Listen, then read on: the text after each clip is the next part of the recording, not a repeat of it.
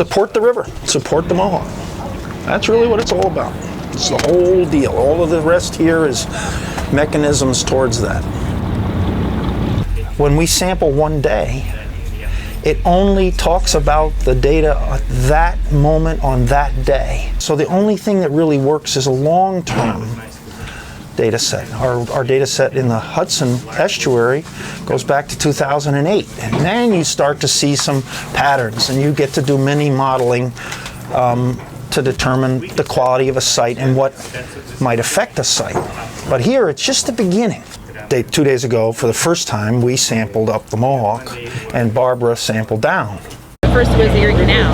So because it was flat and you could go up the Mohawk River, the whole western expansion of the United States took place. So this river, without this river, this country wouldn't be what it is. The natural science lab for a child. If you want people interested in the STEM field someday to go into college to become an engineer, one of the first places they'll encounter that and start asking questions is along a riverbank. And you want people to be able to encounter that and not have to ask the question, gee, can I go down there and try to catch a frog, or is it unsafe? And so this builds momentum. And with this kind of, we have to lead by doing, and then we have a better chance of securing funding for the sample. So one of the beauties of this boat is we can reach the water, and the protocol is to put it in upside down, fill it and empty it. Even though it's sterile, we're making the bottle, being sure that it equals the ambient water. And then the last one we grab, and the gloves are worn.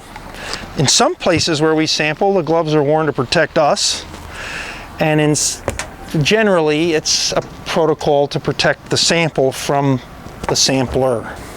For the typical sample, we use 100 mils, and the only way I can fill to that line is to actually look at it.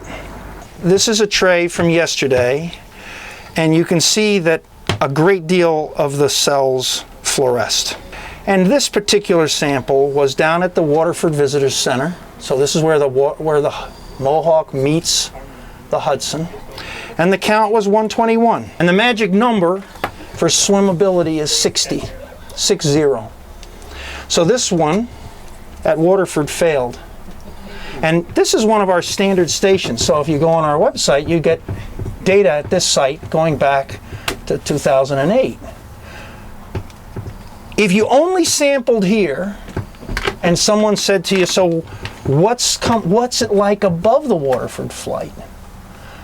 Is this the representative of the Mohawk River, or what's the deal here? And the answer is we don't know. It might be sewage releases in the Waterford area. It might be the visiting yachts at the Waterford Visitors Center. It might be a combination. It might be cohos. We don't know. So one of the beautiful things about what we just did with Barbara and partners this trip, which is just an exploratory trip. You know, this is not we aren't guaranteeing to do this every month.